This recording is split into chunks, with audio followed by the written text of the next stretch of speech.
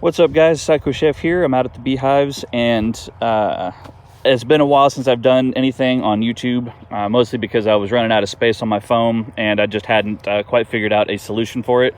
But this is an important video that I think I need to share with y'all. As you can see, I've got this piece of cardboard right here. This was a piece of this is the mite treatment from what was it? I think it's the HopGuard 3. And ironically, in this hive, I've already looked through it and closed it up, but actually I've got two frames right here that I want to show you guys.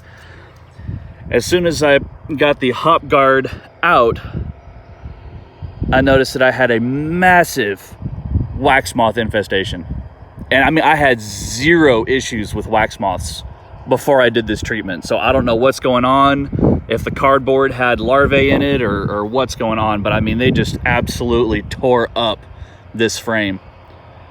And I pulled out, I don't know, maybe about 15 or 20 actual larvae that were squirming around everywhere. And I actually found one wax moth that was pupating. So it was actually about to hatch out. I could see it twitching. So you can see all this little spider webby looking crap. And this is the actual frame that I hung it on. You can see the discoloration there on the wood from where the HopGuard strip was. And I mean, this is just absolutely wrecked. And it's kind of a double whammy because I put it towards the outside of the frame so that I didn't have it directly on the bees. And I guess it's kind of a bittersweet because it did keep the wax moths off the main part of the brood chamber, but they went through and they just completely eradicated all the food. All the pollen in here is destroyed. It's gone. There's almost an entire frame of honey that's completely ruined. So I'm about to see what's going on in here, and you're about to see it with me. But also on top of that, to kind of give you an idea of what the temperatures are like today, this is my beetle blaster that's full of oil. And you see how slow it's running. This was actually one solid piece of, it looked like just lard sitting in there, but now that it's been in the sun and warming up, yeah, that kind of gives you an idea of what the temperatures inside the hive can be like. This was seated away from the brood chamber. I believe it was about right here. And then most of the cluster of bees is on these three frames right here. They're kind of off center, but still. So these three frames is where most of the bees are, and the oil was pretty much solidified. Like if you take olive oil or vegetable oil or something and throw it in the fridge, that's kind of what it looks like. It's about 65, 66 degrees right now. It's still sunny. You can see there's not a whole lot of clouds. We're probably going to start getting feeder bands from Tropical Storm Beta coming in pretty soon, so I'm going to try to get this over with as soon as possible. But without too much more yakking, nothing on that frame, I'm gonna see what the issue is in here. Oh, wow, look, you can even see where it just, all the goo from the strip just kind of congealed down here on the bottom. I don't know if I'm ever going to use this stuff again. I might just go with more traditional options for mite treatment, especially if this is directly related to my wax moth problem now. I definitely don't want to have anything to do with it. Now, I did put this on an empty frame. Sorry about all the noise. They're doing a lot of yard work and construction off in the distance. But I did put this on an empty frame, so hopefully that means that I won't have any issues. But let's see what we got going on here. All right. I actually don't see any damage on this frame. Just a few empty cells. I think they might have had some honey, maybe some brood in these cells. Now, I haven't been in these hives in 2 weeks just because the strips have to be in for a minimum of 14 days, and they were perfectly healthy the last time I checked them, and I didn't have any issues. Restocked a little bit of the oil for the beetle blasters on both of them, and then left them. And then here I am 14 days later, and this is what I'm kind of walking into. So let's see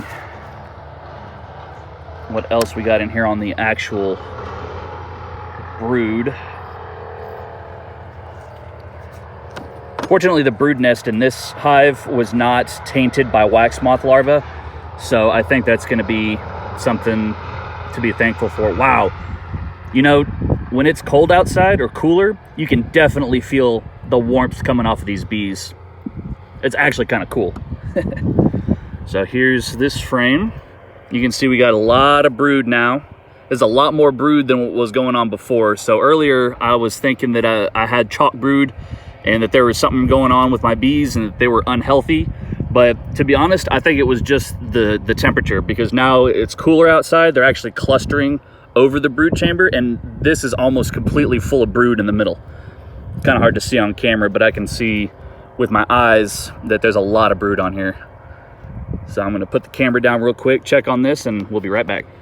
All right, guys, so this is kind of hard to do one-handed, but you can see right here, there's my queen. But look, we got a queen cell that's actually got a queen pupating in it. This bee will get her butt out of the way.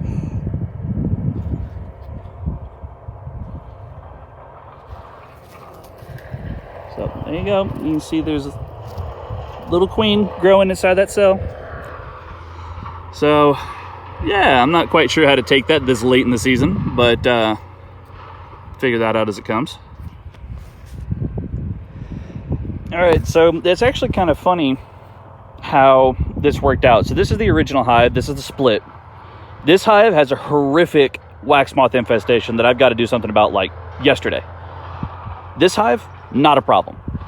So obviously it wasn't the hop guard. That was my first indication, because that was where most of the wax moth eggs, the larvae that were crawling around, and the biggest cluster of all the webbing that they leave behind when they're burrowing through the honeycomb was all clustered around that strip that I had in this hive.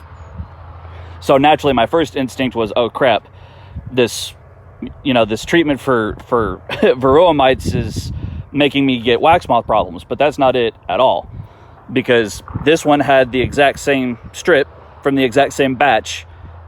Stronger hive, no wax moths. Weaker hive, wax moths. So it's starting to get cooler, and both the queens are throttling down. And as you can see, there was a queen cell in this one that I've got maybe about a week to decide what I'm going to do with it. So I gotta figure out what the plan is for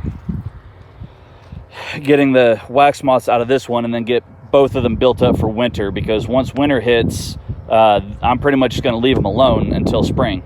So just keep feed on them, and maybe the occasional pollen patty, even though, I mean, I've got an open feed out there in the distance. You can see it right there. But I really don't know what to do with that queen cell, because I don't want these guys to swarm off. I mean, this is really late in the season to have a swarm, but it looks like it's a super seedure cell. But even so, this late in the season, if the queen hatches out of the cell, they're going to kill the old queen. The virgin queen's going to fly off and try to mate, but I have no idea if there's even any drones around here right now, because there are no drones in my hive. None. Zero. There's a few drone cells, and it looks like they're about to get the nurse bees are about to tear them down, because they're going into winter, and in winter they kick out all the drones. So it's kind of one of those first year kind of quirks where it's like, okay, well, do I do this and screw my hive, or do I do that and screw my hive? So I gotta hit the forums on that one and see what my options are. But you can see that they're starting to cluster up. They're getting a little feisty. So I'm gonna go ahead and close this up. I'm gonna have to order something to take care of the wax moths in this, because there's no way that I can handle everything that's in here on my own. I mean, I got these two frames. I'm gonna leave these out overnight, especially since it's supposed to be kind of cold. But, well, crap, I don't even know if I can do that, because it's supposed to rain for like the next 3 days. Ugh, damn you, Tropical Storm Beta. Okay, well, anyway, whatever I decide, I'll be sure to let you guys know. I don't know if it's going to be before I post this on YouTube or after I post this. Maybe I'll do a follow-up. But either way, we'll figure something out, and I'll let you guys know. And hopefully we can get these girls through winter and start off spring nice and healthy. So we'll catch you next time, guys. Take care.